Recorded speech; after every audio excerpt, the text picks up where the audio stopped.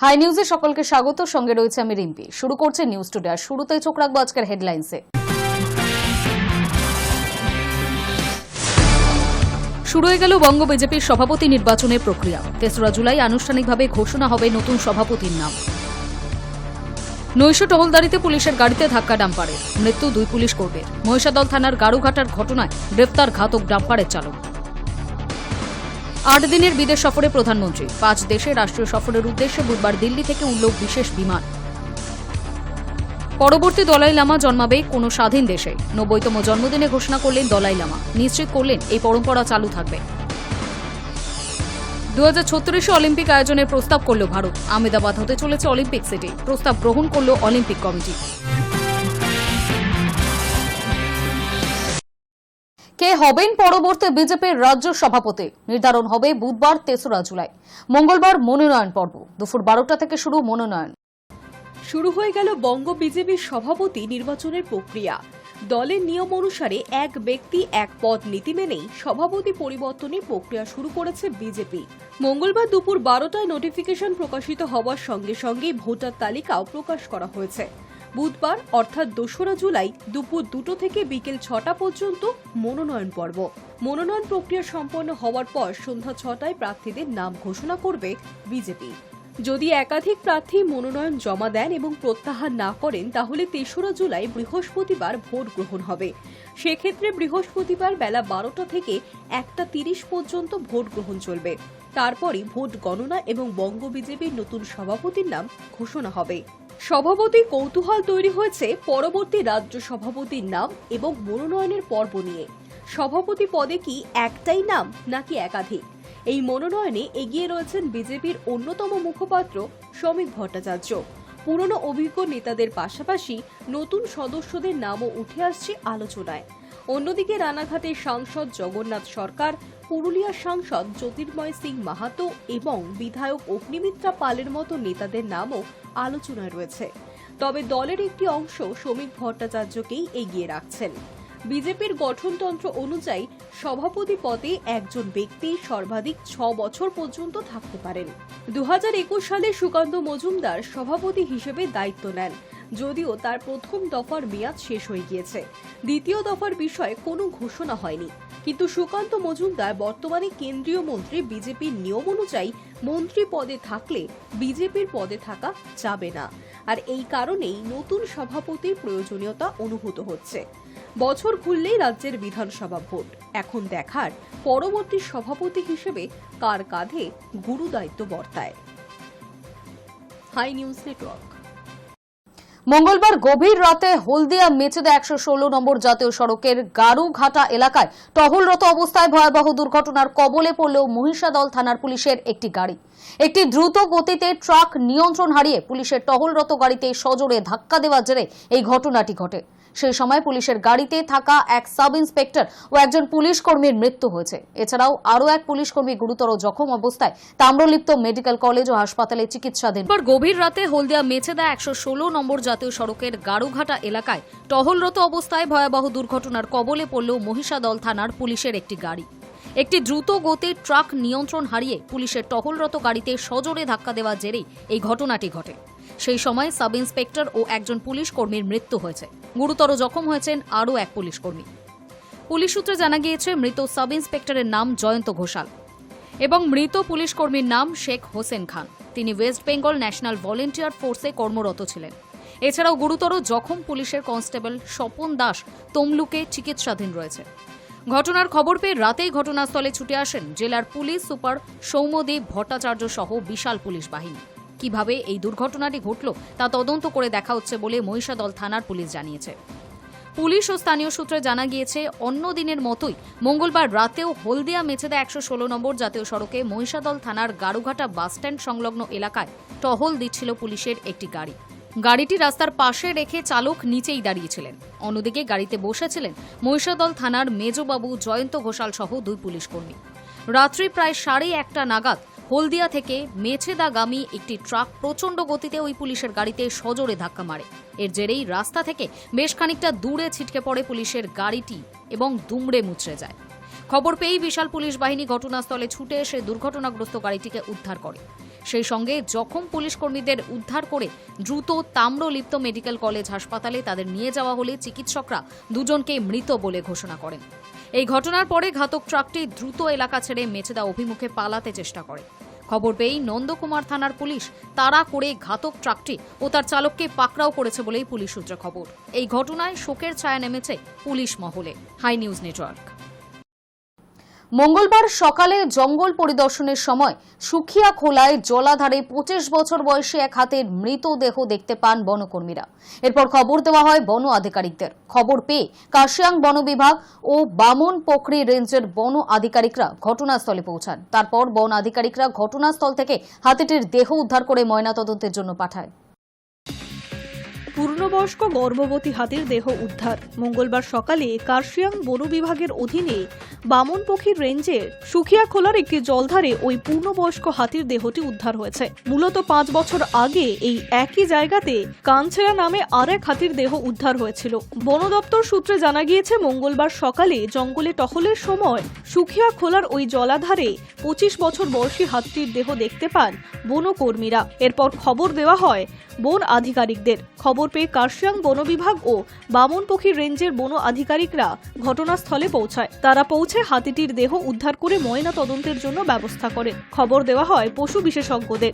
পশু বিশেষজ্ঞরা পৌঁছে জানান হাতিটি গর্ভবতী রয়েছে, তবে শারীরিক অসুস্থতার কারণে হাতিটির মৃত্যু হয়েছে বলে জানিয়েছে তারা। পূর্ণবয়স্ক গর্ভবতী হাতির দেহ উদ্ধারের বিষয়ে কার্শিয়াং বন বিভাগের ডিএফও দেবেশ পান্ডে বলেন, হাতি মূলত শারীরিক অসুস্থ হলে তারা জলাধারের কাছে যায়। এই হাতিটির দেহ জলাধারে উদ্ধার হয়েছে। হাতিটি শারীরিক অসুস্থতা থাকার কারণেই জলে গিয়েছিল বলে মনে করা হচ্ছে। পাশাপাশি গর্ভবতী ছিল বলে জানা গিয়েছে। তবে মৃত্যুর কারণ ময়নাতদন্তের রিপোর্ট আসলেই জানা যাবে। তিনি আরও জানান, ময়নাতদন্তের পর হাতিটির দেহ বন দপ্তরের নিয়ম অনুযায়ী শেষকৃত্য করা হবে। ঊর্ধ্বতন কর্তৃপক্ষকে হাতিটির মৃত্যুর বিষয়ে জানানো হয়েছে। উল্লেখ্য, গত 5ই জুন নেপালের একটি পূর্ণবয়স্ক হাতির দেহ উদ্ধার হয়েছিল। সেখানে চোরা শিকারীদের আক্রমণে হাতিটির মৃত্যু হয়েছে। পাশাপাশি চলতি বছরে নেপালের ঝাপায় একটি কৃষি জমিতে থাকা তারে বিদ্যুৎ পৃষ্ঠ হয়ে আরেক হাতির মৃত্যু হয়েছিল। এরপরে আরও এক হাতির দেহ উদ্ধার করা হলো। Hi News Network. প্রধানমন্ত্রী নরেন্দ্র মোদী আগামী 8 দিন দেশে থাকছেন না। 5 দেশে রাষ্ট্রীয় সফরের উদ্দেশ্যে বুধবার সকালে দিল্লি থেকে উড়েছে তার বিশেষ বিমান এয়ার ইন্ডিয়া 1। এই সফরে প্রধানমন্ত্রী প্রথমে যাবেন ঘানায়, সেখান থেকে ত্রিনিদাদ, টোবাগো, আর্জেন্টিনা, ব্রাজিল ও নামিবিয়ায়। প্রধানমন্ত্রী হওয়ার পর বিগত 11 বছরে দীর্ঘ বিদেশ সফর করেননি প্রধানমন্ত্রী। অতীতে কোনো প্রধানমন্ত্রীর এত লম্বা সফরের নজির। প্রধানমন্ত্রী নরেন্দ্র মোদী আগামী 8 দিন দেশে থাকছেন না। প্রধানমন্ত্রী হওয়ার পর বিগত 11 বছরে দীর্ঘ বিদেশ সফর করেননি প্রধানমন্ত্রী। অতীতে কোনো প্রধানমন্ত্রীর এত লম্বা সফরের নজির নেই। প্রধানমন্ত্রী মোদী এবার 5 দেশে গেলেও তার সবচেয়ে বড় কর্মসূচি ব্রাজিলে। সেখানে 6 ও 7 জুলাই বসতে চলেছে ব্রিক্সভুক্ত দেশগুলির শীর্ষ সম্মেলন। ব্রিক্সের সম্মেলনের ঘোষণাপত্রে পেহেলগাঁওয়ে জঙ্গি হানা এবং পাকিস্তানের মদত দেওয়ার বিষয়টি নথিভুক্ত করতে চান প্রধানমন্ত্রী। বস্তুত এই সফরে সেটাই ভারতের কাছে চ্যালেঞ্জ। গত সপ্তাহে চীনে এসসিও দেশগুলির প্রতিরক্ষা মন্ত্রীদের বৈঠকে প্রতিরক্ষা মন্ত্রী রাজনাথ সিং শত চেষ্টা করেও পাক নিন্দা সম্মেলনের ঘোষণাপত্রে অন্তর্ভুক্ত করতে পারেননি। প্রতিবাদে ঘোষণাপত্রে স্বাক্ষর করেননি রাজনাথ।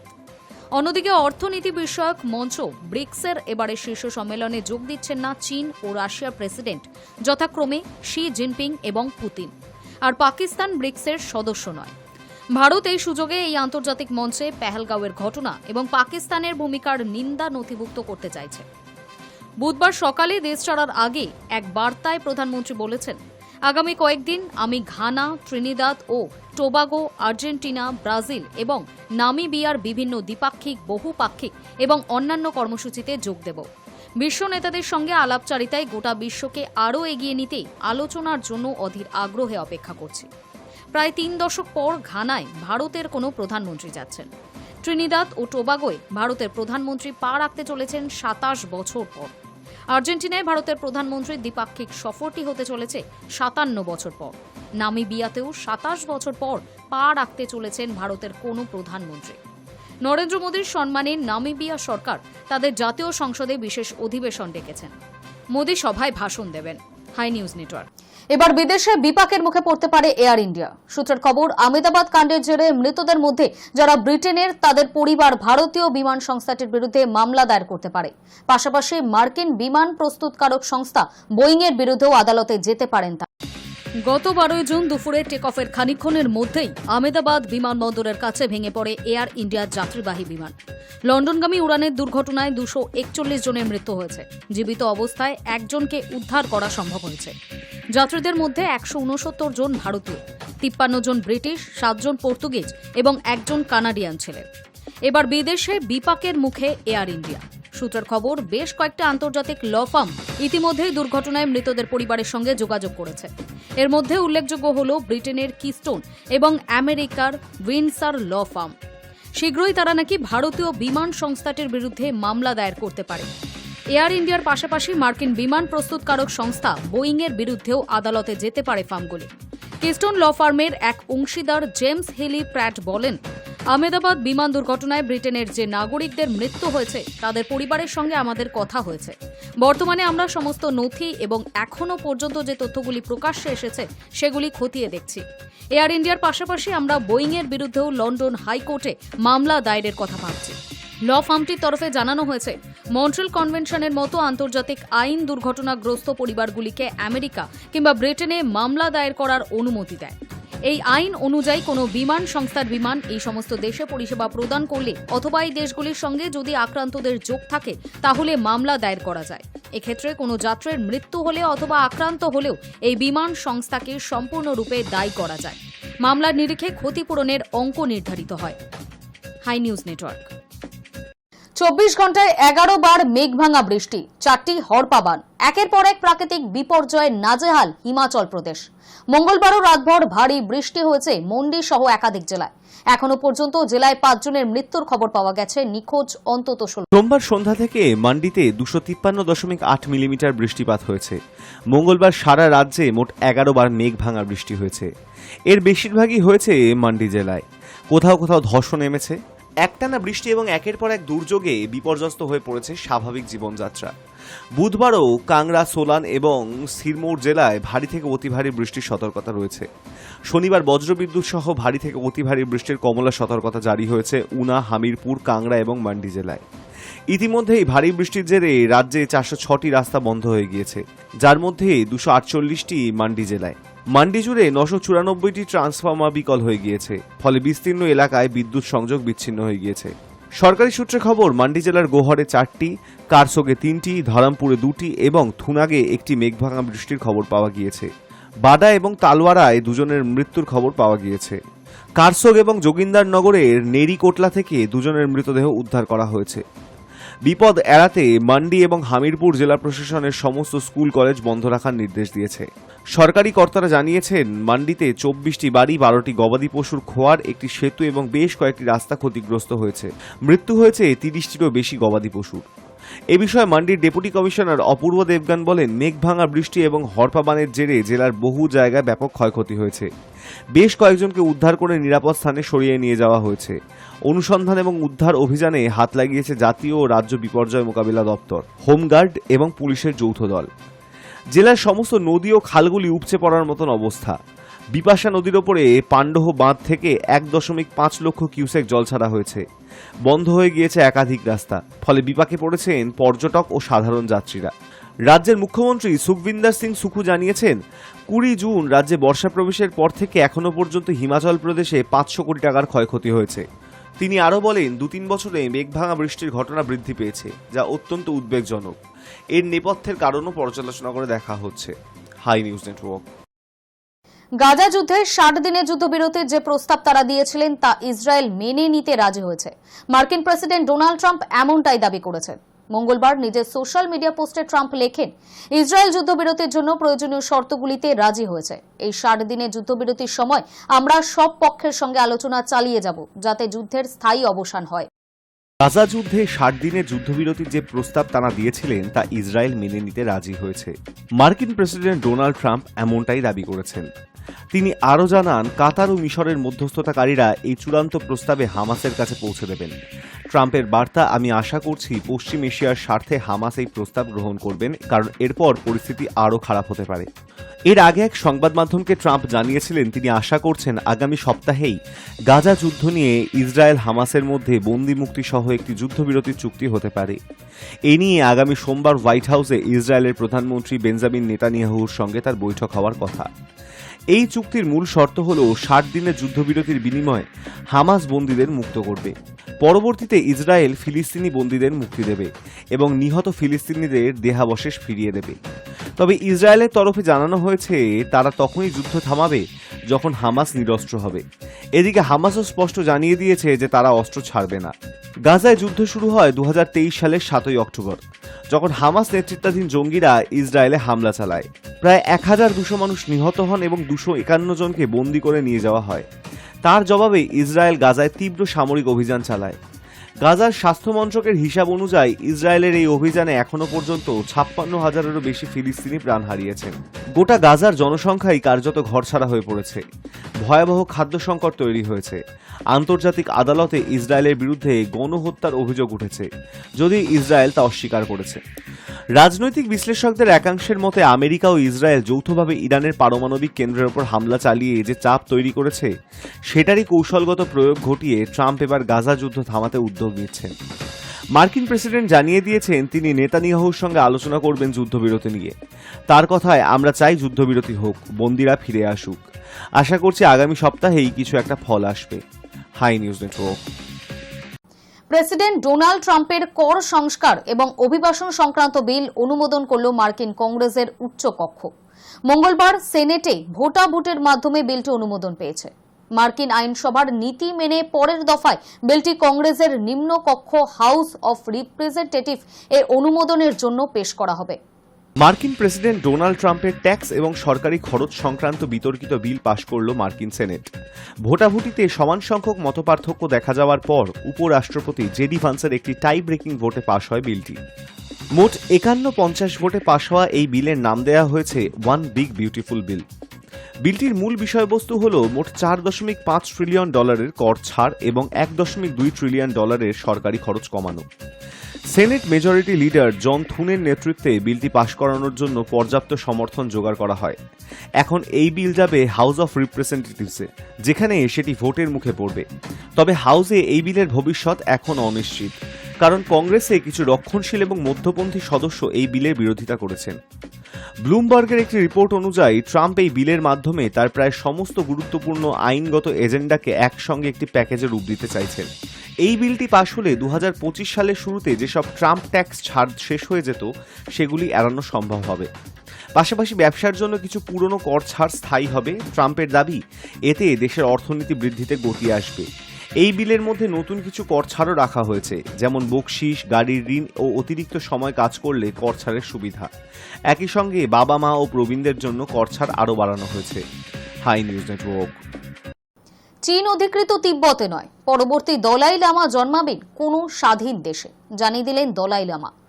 তিব্বতীদের ধর্মগুরু, যাকে তিব্বতীরা গৌতম বুদ্ধের অবতার বলে মানে, 90 পেরোলেন দলাই লামা। ইতিমধ্যেই তার উত্তরসূরি নিয়ে জল্পনা শুরু হয়েছে। এর সঙ্গে জুড়ে আছে আন্তর্জাতিক রাজনীতি।